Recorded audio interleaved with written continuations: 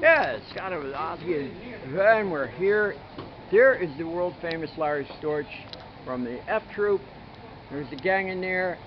And we're about to meet a gentleman that wrote a book called Jackson's Revenge. And somehow as we got talking about Jackson's Revenge, before we did, we started talking about the Telegraph. We did. And the book you mentioned that had the something, the Victoria Called the Victorian Internet. The Victorian Internet. It is about the parallels between the Internet today and the telegraph of the 1880s and the 1870s. There were so many likenesses between them in the sense of the communication. It was actually the first mode of mass communication that we had, that we could use from wire to wire. So it gave people the ability to learn things much faster than they would learn from perhaps the Pony Express or even delivery by train.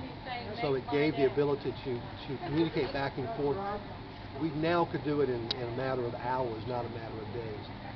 The ability of those who actually worked in the telegraph offices and were telegraph, officers and senders, they got to know each other across the country, and then there were many instances where people actually would. It was actually the email of the day. They would play checkers, they would play chess. There were online romances from across the country. And they could discern who was whom. They could tell by from the tapping, signature, the signature on the tapping. And they could tell by that signature who was actually sending.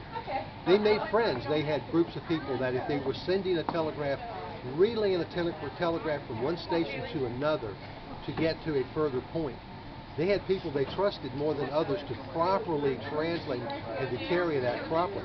It's when you try to do that, you take a message and you're relaying it through 4 stations.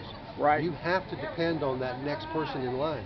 It's like the old game we played as kids, and you start off with one story, see what it's like at the end. Yes, right. So exactly. that was very important to maintain the integrity of that telegraph wire. Sure. So they would make sure that at each station that went to a friend of theirs that they knew would actually transfer that properly. All right. When you research a book, you find out so many great things, because I actually stumbled across this book to find out 2 words, and that was, as my character was sitting down at the telegraph machine, what kind was it? And it was a Western Electric. That was the most famous. It was actually the most reliable telegraph machine of its time. Yeah. So I read this entire book to find 2 words, as he sat before his Western Electric telegraph machine. And this is on the book Jackson's Revenge. This is in the book Jackson's Revenge. I see. All right. I found it very important to fill in those things. Yeah. Paint that picture. If it's a chair, what kind of chair? Right. If it's a table, where's the table? Is it by the door? Is it by the window? Is it an oak table? Is it a pine table? But you don't over-describe where you get bored, but you describe to give a good mental picture. Right. I find that important. And you're out of Mustang? No, actually, my publisher is. I'm out of Chesapeake, Virginia. Oh, okay. I live in Great Bridge, Virginia, but my wife and I spend a lot of time in Arizona and New Mexico. Oh, okay. All right.